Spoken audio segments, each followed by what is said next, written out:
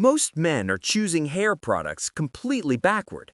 They're basing decisions on brand names, packaging design, or whatever their barber happened to use last month. Then they're genuinely confused when nothing delivers consistent results. Here's the reality.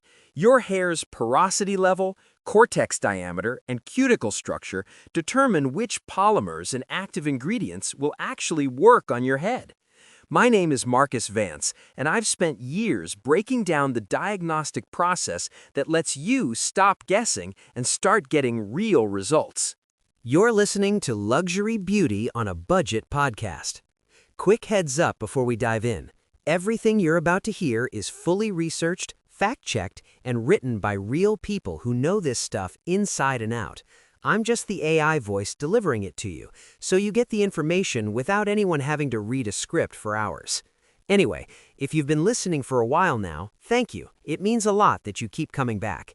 And if you're brand new here, welcome. You're in the right place if you want effective beauty and grooming advice without the markup. We drop new episodes every Monday, Wednesday, and Friday, so you'll always have something practical waiting in your feed. All right, let's get into it. Here's how to actually choose men's hair products based on what your hair needs, not what the label promises. Learning how to choose men's hair products isn't about brand names or packaging. It's about matching formulation chemistry to your hair's structural characteristics. Most men buy products based on marketing claims or what their barber used once, then wonder why nothing works consistently. The reality is this: hair porosity, cortex density, and cuticle pattern determine which active ingredients and polymers will actually deliver hold, texture, and finish. This guide breaks down the diagnostic process and product selection framework I use with every client. You'll learn to assess your hair's mechanical properties, decode ingredient lists for performance markers, and build a rotation that works with your biology instead of fighting it. Time investment? About 20 minutes to assess, 2 to 3 weeks to test and refine. So what do you need to get started? First, a strand of clean, dry hair, pulled from the root, not cut. A glass of room temperature water for the porosity float test. Your current hair products so you can analyze the ingredients. A small comb or just your fingers to assess texture and density. Basic knowledge of your styling goals. Are you going for matte versus shine, structured versus natural? How long does the hold need to last? You'll also want access to research on peptides in hair care or scalp actives if you're addressing thinning or scalp health at the same time. And finally, a notebook or your phone to track what works over the next 2 to 3 weeks. Now, let's talk about determining your hair porosity level. Hair porosity measures how readily your cuticle layer absorbs and retains moisture and styling actives. It's the single most important diagnostic metric for product selection. High porosity hair has lifted, damaged cuticles. It accepts product quickly but loses hold and moisture fast. Low porosity hair has tightly sealed cuticles. It repels water-based products but holds style longer once you penetrate the cortex. The float test is your baseline diagnostic. Drop a clean, product-free strand into room temperature water. High porosity hair sinks within seconds because water floods the cortex through open cuticles. Low porosity hair floats or takes 2 to 4 minutes to sink because the cuticle resists penetration.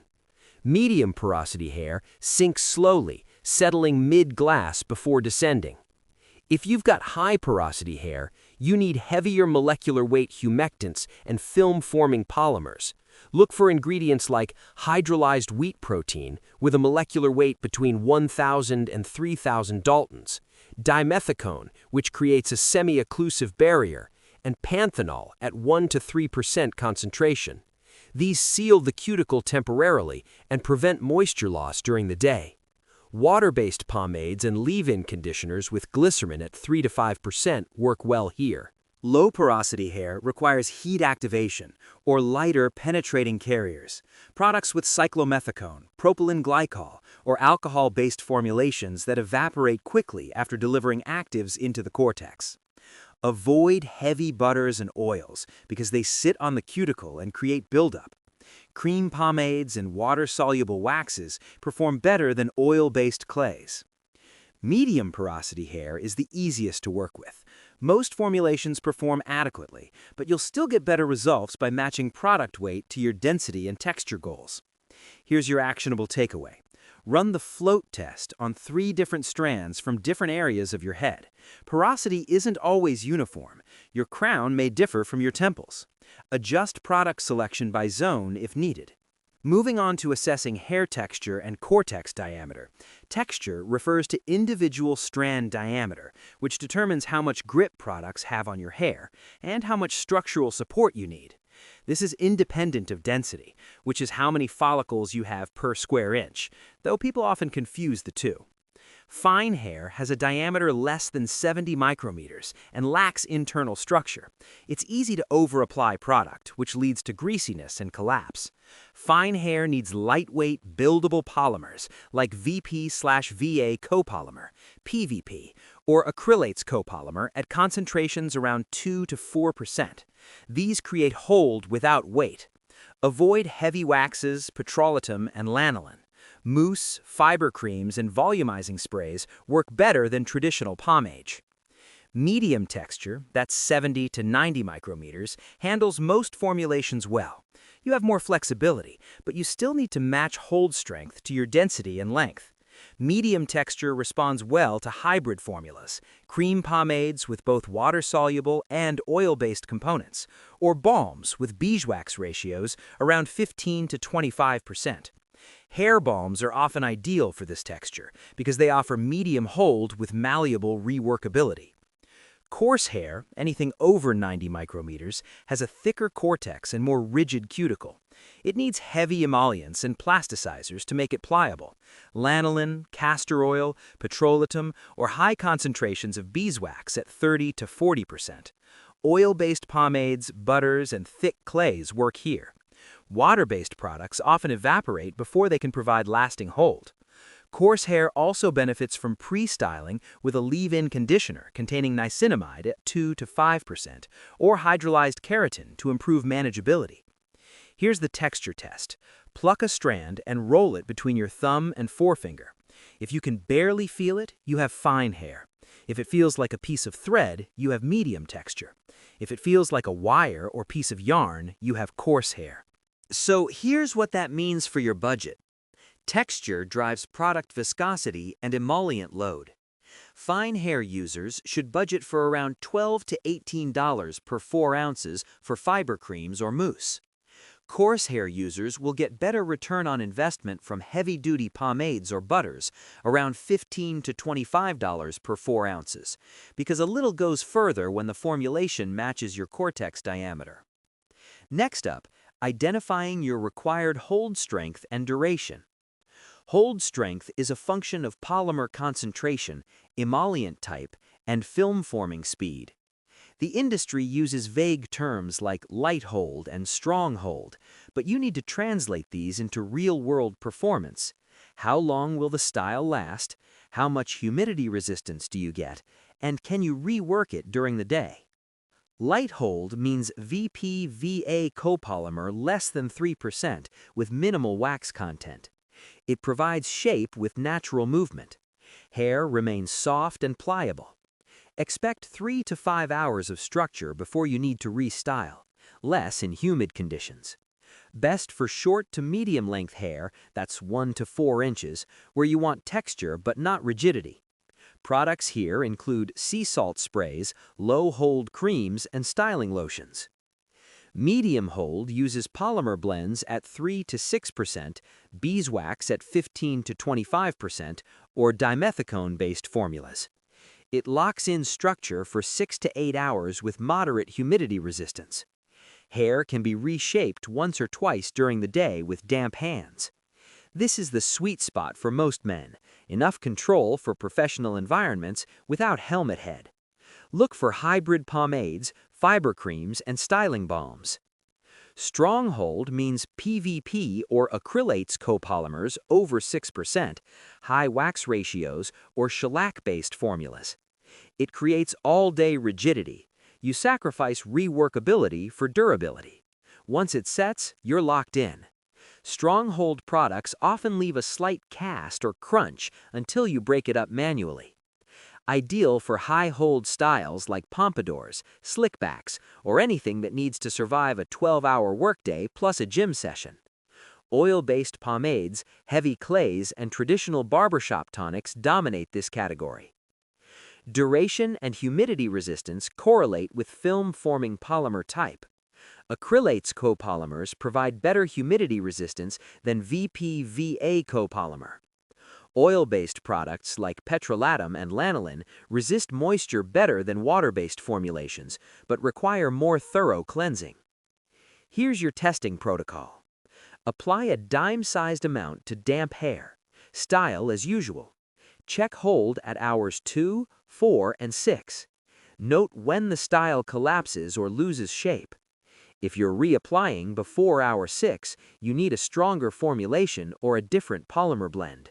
If you can't run your hands through your hair by hour 2, dial back the hold strength.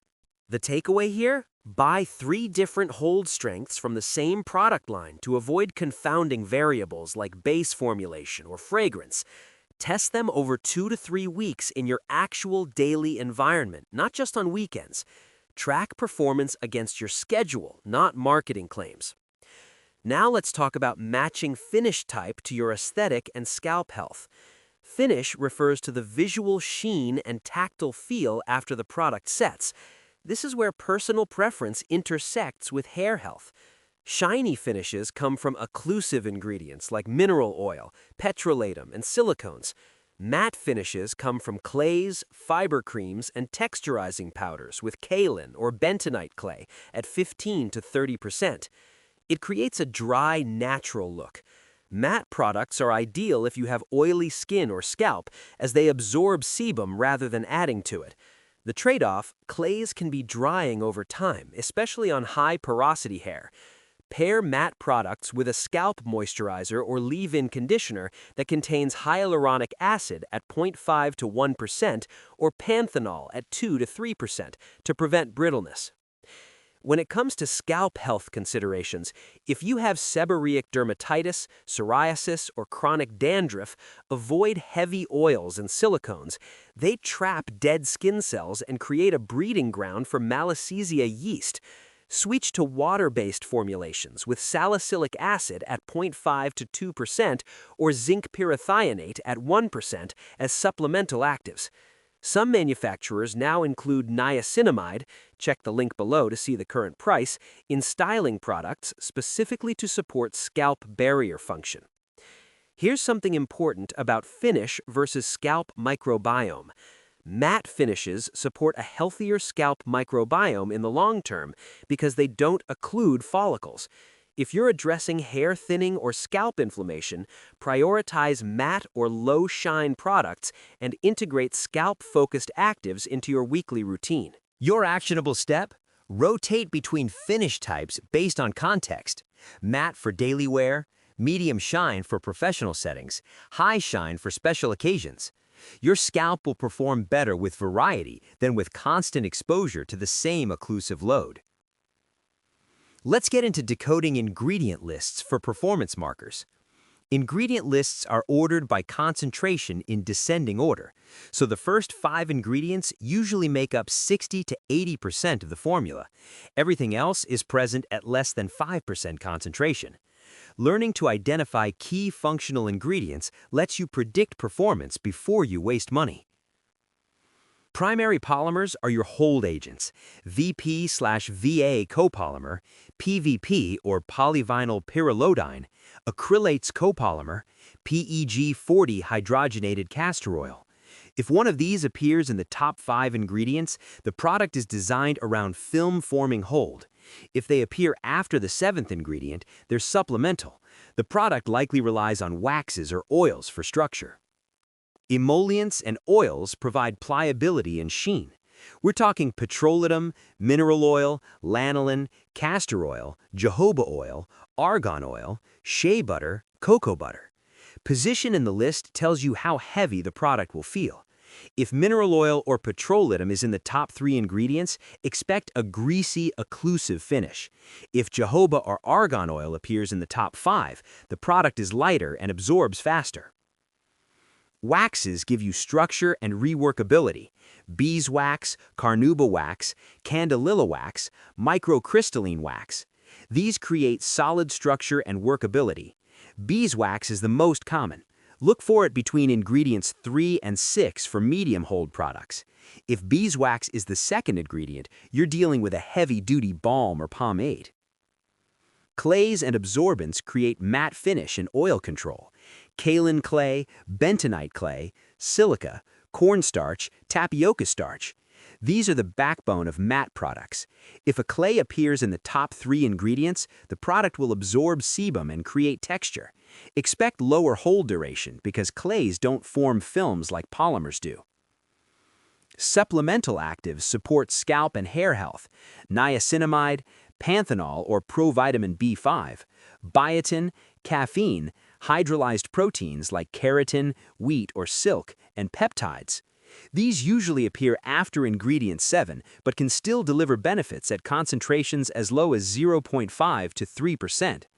Products with peptides or growth factors are bridging the gap between styling and treatment. You'll also see preservatives and stabilizers, phenoxyethanol, potassium sorbate, sodium benzoate, BHT. These are essential for water-based formulations. Oil-based products use fewer preservatives because water activity is too low to support microbial growth. Here's a price per ounce reality check. Most premium styling products cost around $20 for 2 to 4 ounces. Compare ingredient decks between a $12 drugstore fiber cream and a $28 barbershop cream. Often, the polymer blend, wax ratio, and emollient profile are nearly identical. You're paying for branding and packaging, not formulation quality. Exceptions exist. Some niche brands use higher-grade beeswax or more expensive peptides, but they're rare. What you should do, photograph ingredient lists of products you're testing. After 2 to 3 weeks, cross-reference performance against polymer type and position. You'll start to recognize which functional ingredients work with your hair biology, and you can replicate those results across brands and price points. Now we get to testing and adjusting application technique for your hair type.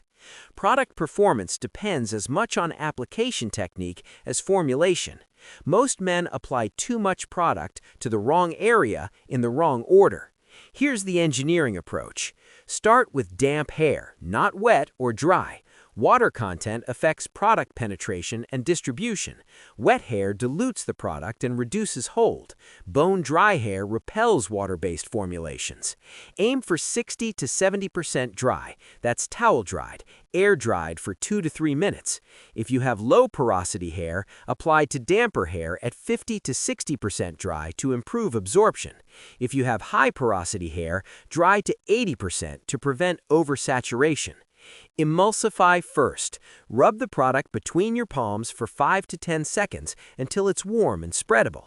This breaks down wax crystals and evenly distributes polymers. Skipping this step leads to clumping and uneven hold. Apply to the roots and midshaft first, then the tips. Most men start at the front hairline and work back, which deposits too much product in the most visible area. Start at the crown and back of the head where you need the most structure. Work forward, adding more product only if needed. The ends of your hair need the least product because they're the oldest, most porous part of the strand. Use less than you think. Start with a dime-sized amount for short hair, that's 1 to 3 inches, a nickel-sized amount for medium hair at 3 to 5 inches. You can always add more. Excess product doesn't improve hold, it just creates buildup and weighs hair down. If you're using more than a nickel-sized amount for short hair, switch to a stronger formulation instead of over-applying a weak one. Adjust for density, not just length. If you have thick, dense hair with high follicle count per square inch, you may need 1.5 times the standard amount. If you have fine, sparse hair, use 50 to 75% of the recommended amount. Density affects total surface area, which changes how much product you need to achieve saturation. Rework sparingly. Most hybrid and water-based formulations allow for 1 to 2 reworks during the day if you dampen your hands slightly, but each rework degrades polymer film integrity. If you're restyling more than twice, you're either using the wrong product or applying it incorrectly the first time. Cleansing protocol matters. Water-based products wash out with regular shampoo. Oil-based pomades and heavy clays require a clarifying shampoo or double cleanse to fully remove. Buildup from incomplete cleansing is the #1 reason men think a product stopped working. It's just sitting on top of yesterday's product layer. Here's what to do. Film yourself applying product from multiple angles. Watch for uneven distribution, excess product in the front, or incomplete coverage in the back. Adjust based on what you see, not what you feel. Your hands lie, the mirror doesn't.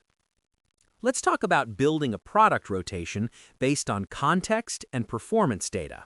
No single product performs optimally in all conditions. Temperature, humidity, activity level, and style requirements change daily. A rotation system is more effective and more cost-efficient than searching for a single perfect product. Here's your core rotation framework. 1 matte product, 1 medium shine product, 1 high hold product. Total cost, around $35 to $55 for 3 to 6 months of supply. Rotate based on context. Use matte, medium hold for daily wear, casual environments, warm weather, or when you need to rework your hair during the day. Medium shine, medium to strong hold for professional settings, cooler weather, or when you need 8+ hour durability without reapplication. High hold for special occasions, high humidity days, or styles that require all-day rigidity. Make seasonal adjustments. Humidity increases in summer. Switch to stronger polymers like acrylates copolymer and PVP and reduce emollient load. Cold, dry winters make hair more brittle. Increase emollients like lanolin and shea butter and supplement with a leave-in conditioner containing glycerin or hyaluronic acid to prevent breakage. Activity-based adjustments matter too. If you train or work outdoors, you need sweat-resistant formulations, oil-based pomades or strong-hold clays that don't break down with moisture. If you're in air-conditioned environments all day, lighter water-based products perform fine because humidity isn't a variable. Here's a budget-conscious rotation strategy. Buy full-size containers of your workhorse product, the one you use 60 to 70% of the time, and travel-size or sample-size containers of secondary products. This reduces upfront cost and lets you test different formulations without committing to 4 ounces of a product you might use once a month. Many barbershop brands and independent manufacturers offer 1-ounce trial sizes for around $6 to $10. Performance tracking is critical. After 3 to 4 weeks, you should have clear data on which products perform in which conditions. Note polymer type, hold duration, finish, and cost per application. Calculate cost per use. A $28 pomade that lasts 4 months, that's 120 applications, costs 23 cents per use. A $14 fiber cream that lasts 6 weeks, 45 applications, costs 31 cents per use. The cheap product is more expensive on a per-use basis. Avoid the sunk cost trap. If a product doesn't work after 5 to 7 applications with adjusted technique, stop using it. Trying to make it work wastes time and money. Sell it, give it away, or use it as a beard balm. Move on to the next formulation. Your takeaway? Track your rotation in a simple spreadsheet or notes app. Date, product used, weather conditions, hold duration, and reapplication needed. After 30 days, patterns emerge. Double down on what works. Cut what doesn't. Now for integrating scalp health and hair growth actives into your styling routine. Most men treat styling products and hair health products as separate categories, but the scalp doesn't care about your product taxonomy. If you're using a styling product 5 to 7 days a week, it's interacting with your scalp microbiome and follicular health, whether you intend it or not. Styling products with therapeutic actives are now commercially available. Look for formulations that include niacinamide, check the link below to see the current price, at 2 to 5% for barrier support and sebum regulation, caffeine at 0.5 to 2% for microcirculation and DHT antagonism, or hydrolyzed peptides like copper peptides or keratin peptides for cortex reinforcement and follicle signaling. These products cost around $18 to $35 per 4 ounces, but deliver dual functionality. You're not adding another step to your routine. If you're addressing hair thinning or scalp inflammation, layer a treatment product under your styling product. Apply a scalp serum with peptides or niacinamide to the scalp first. Let it absorb for 2 to 3 minutes, then apply your styling product to the hair shaft only. This prevents product interference while still delivering actives to the follicle. Clarify weekly if you use occlusive products. Buildup from silicones, petrolatum, and heavy oils suffocates follicles and disrupts the scalp's natural exfoliation cycle. Use a clarifying shampoo with sodium lauryl sulfate or cocamidopropyl-betaine once per week, followed by a barrier-supporting conditioner with ceramides or cholesterol to prevent overstripping. Exfoliate the scalp every 7 to 14 days. Physical exfoliation with a scalp brush or silicone scrubber, or chemical exfoliation with salicylic acid at 0.5 to 2% or glycolic acid at 5 to 8% removes dead skin cells and product residue that inhibit healthy hair growth. For men with thinning hair, this step is non-negotiable. Scalp skincare is as important as facial skincare if you want long-term follicle health. Budget allocation for integrated care. If you're spending $20 to $30 on styling products, allocate another $15 to $25 for scalp treatment products. Total monthly cost around $35 to $55. This is less than most men spend on haircuts, and it's a higher leverage investment in long-term aesthetics. Manufacturer transparency is getting better. Some brands now disclose active ingredient concentrations and molecular weights on their websites, even if they don't list them on the label. Cross-reference product claims against ingredient decks. If a brand advertises growth peptides but lists hydrolyzed wheat protein as the 12th ingredient, it's present at less than 1% concentration. That's not enough to deliver measurable results. Look for actives in the top 7 ingredients. What to do? Treat your scalp like skin, not like a product dumping ground. If you're using a heavy clay or pomade daily, integrate a weekly clarifying and exfoliation protocol. If you're addressing hair loss, choose styling products that double as delivery systems for therapeutic actives. Let's go through some pro tips and common mistakes. Pro tip number 1. Pre-style with a blow dryer for heat-activated hold. Most men apply product and then style with their hands. Reverse the order. Apply product to damp hair, then blow dry into your desired shape using medium heat and a vented brush or your hands. Heat activates polymers and sets the style faster. Once dry, the product has already formed its film. You're just refining, not creating the shape. This technique triples hold duration for water-based formulations. Pro tip number 2. Layer products strategically, not randomly. Apply a lightweight sea salt spray or volumizing foam to damp hair for texture and lift. Let it dry 80%. Then apply your primary styling product, pomade, clay, or balm, to the dry hair for hold and finish. Layering a heavy product first suffocates the hair and eliminates texture. Start light, build heavy. Common mistake number 1, using too much product to compensate for weak formulation. If you're applying more than a nickel-sized amount for short to medium hair, the product is under-formulated for your needs. More product doesn't create more hold, it creates grease and buildup. Switch to a stronger polymer blend or higher wax ratio. Your cost per use will drop because you'll need less product per application. Common mistake number 2, ignoring water hardness. Hard water, that's water with high mineral content, interferes with water-based styling products, reducing lather and preventing even distribution. If you live in an area with hard water, you may need to use slightly more product or switch to oil-based formulations that don't rely on water as a carrier. Alternatively, install a shower filter. Cost is around $25 to $40 to reduce mineral buildup on hair and scalp. Common mistake number 3, not adjusting for hair length changes. If you go from 4 inches to 1.5 inches, you need less product and a different formulation. Shorter hair requires lighter, more buildable products because there's less surface area. Continuing to use the same heavy pomade or clay after a cut leads to over-application and a greasy appearance. Common mistake number 4, buying based on fragrance instead of formulation. Fragrance is the least important variable in product performance. If a product smells great but delivers weak hold or poor finish, you're wasting money. Prioritize polymer type, wax ratio, and emollient load. Fragrance dissipates within 30 to 60 minutes anyway. Now for some frequently asked questions.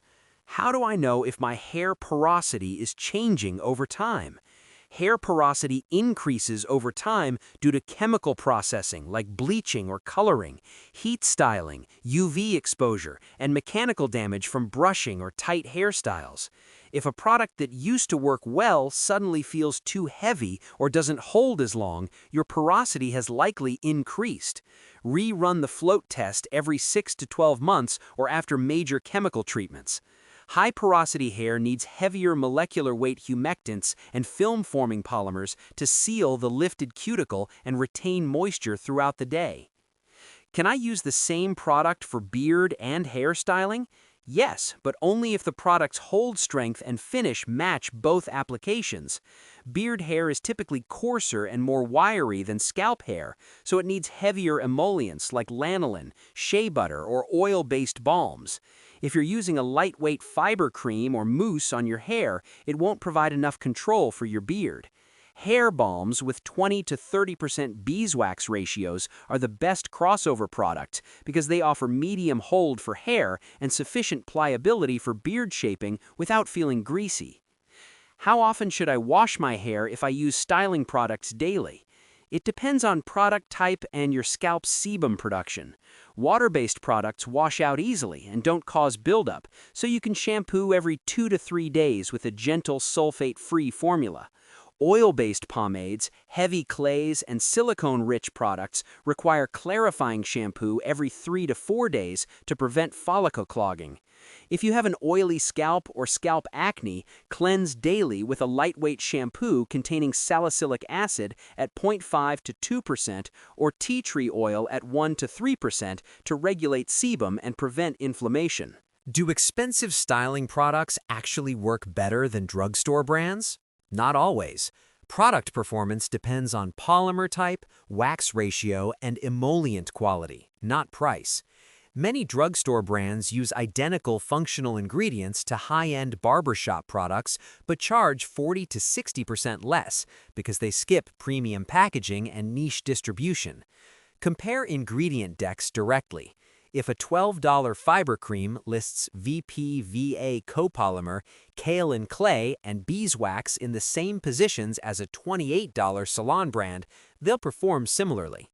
The exception, some niche brands use higher-grade beeswax, pharmaceutical grade versus cosmetic grade, or include therapeutic actives like peptides or niacinamide at effective concentrations, which justifies a higher price point for specific use cases like thinning hair or scalp health.